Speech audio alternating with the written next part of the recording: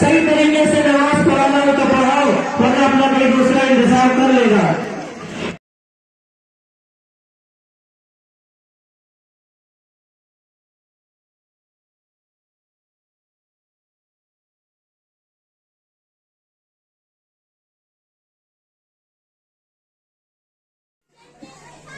اللہ اکبر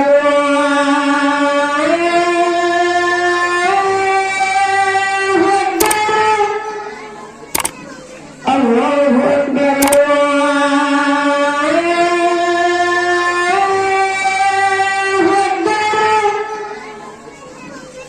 اشہد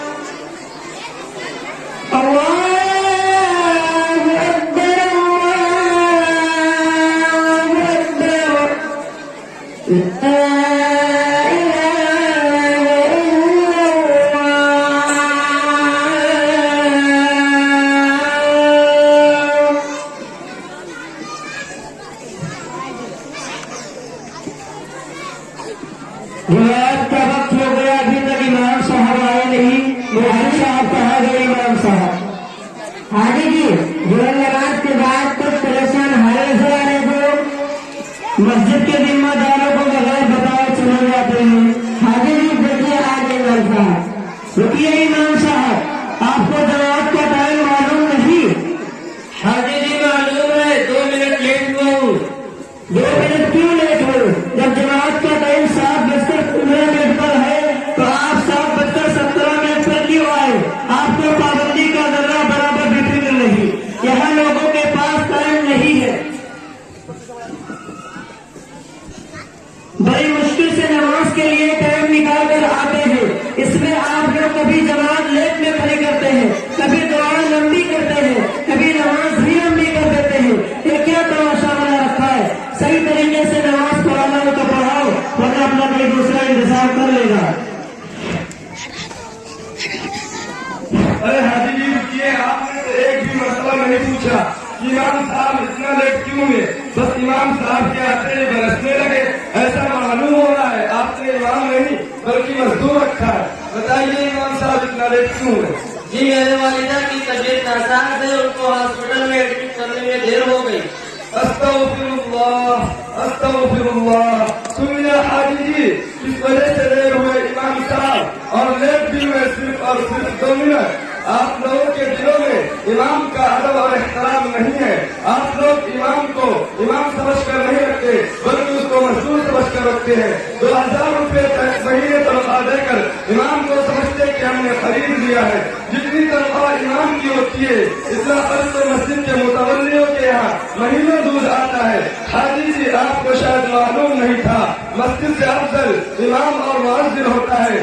آپ صلی اللہ علیہ وسلم نے کعبہ سے مخاطب ہو کر فرمایا، اے کعبہ تیری حرمت اور عزت اپنی جگہ ہے، لیکن اس سے کئی گنا زیادہ بڑھ کر ایک انسان کی جان مال اور عزت و آبرو ہے۔ اگر کوئی انسان کو نقصان پہنچائے تو کعبہ ڈھانے سے بھی زیادہ بڑھ کر ہے۔ آج مسلمانوں پر جو حالات رہے ہیں علماء کے خون چوسنے اور ان کا احترام نہ کرنے کی وجہ سے آ रहे हैं। आप सल्लल्लाहु अलैहि वसल्लम ने हजर अस्वद से मुखातब होकर फरमाया कि तुझसे ज्यादा इज्जत वाला एक मुसलमान है।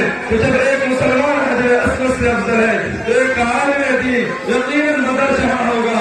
ये मुतवल्ली हजरात अइम्मा मसाजिद को कमतर और मस्जिदों को उनसे आला समझते हैं। अगर इनको जाहिल, मुतकब्बिर और बेवकूफ कह दिया जाए तो कोई गलत नहीं होगा। अगर मस्जिद के कमेटी के पास बैलेंस बढ़ जाता है तो उनकी सोच और फिक्र बस यही होती है किस तरीके से इस पैसे को पेशाब खाना, बैतुल खाना यानी घर में लगा दिया जाए, चाहे उनको कोई चीज बनी बनाई तोड़नी पड़े। और उनके जहन में ये बात नहीं आती इमाम या मुअज्जिन या मुदर्रिस की तनख्वाह में इजाफा कर दिया जाए। हिंदुस्तान की मसाजिद के हजारों अइम्मा किराए के मकान में रहकर या मस्जिदों के हंसरे में जिंदगी गुजार कर दुनिया से रुखसत हो गए, मगर उन फिरौन सिफत बनाने मसाजिद को जरा भी तरस नहीं आता। इमाम साहब का खून चूसने के लिए तैयार रहते हैं, वो कानून में रहते हैं किस तरीके से इमाम पर अपनी हुकूमत चलाई जाए। ऐसे इमाम मसाजिद को ध्यान रखना चाहिए तो हिसाब व किताब का दिन और आलोर तोड़ने वाले तराजू उनके लिए भी है। अल्लाह से दुआ है कि हम लोगों को अपने उलमा की कदर करने की तौफीक अता फरमाए। इमाम साहब मैं शर्मिंदा हूँ अपने हरकतों से, मैं माफी चाहता हूँ। इंशाअल्लाह आज से अपने इमाम और सारे उलमा की कदर दूंगा। इमाम साहब अस्सलाम वालेकुम व रहमतुल्लाह।